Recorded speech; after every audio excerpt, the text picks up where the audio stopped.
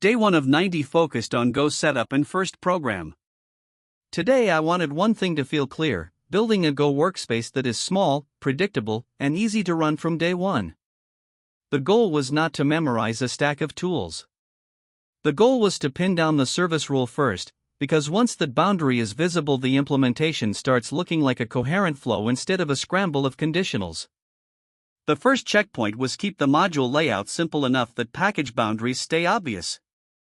That matters because a good solution should let me explain why the next move is legal, not just show that the code happened to pass one sample input.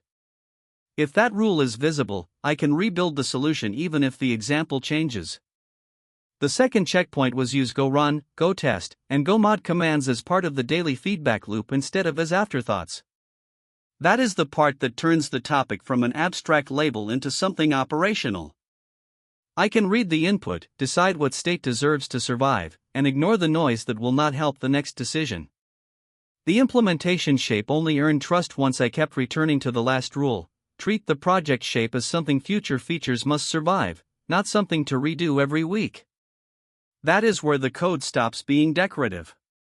Every update either protects the service boundary or it does not, and that makes the debugging path much cleaner. The common breakdowns were predictable.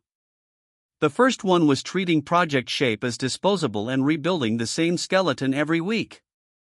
The second was waiting to standardize modules and startup flow until the repo is already tangled. Those mistakes look different on the surface, but both come from letting the state drift away from its original meaning. I also wanted a compact practice plan, not a vague note to build more services later.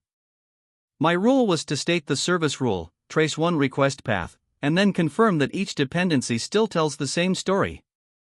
That kind of drill is small enough to repeat but strong enough to expose weak reasoning quickly. What helped most is that Go setup and first program now feels like a repeatable engineering decision.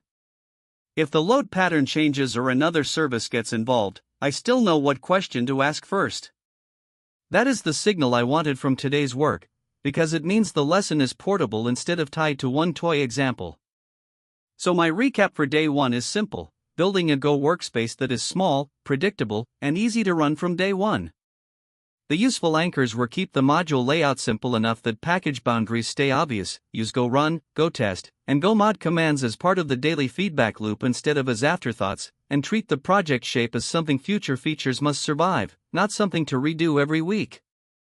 When those are visible, the code is easier to test, easier to explain, and much easier to repair after the first wrong attempt.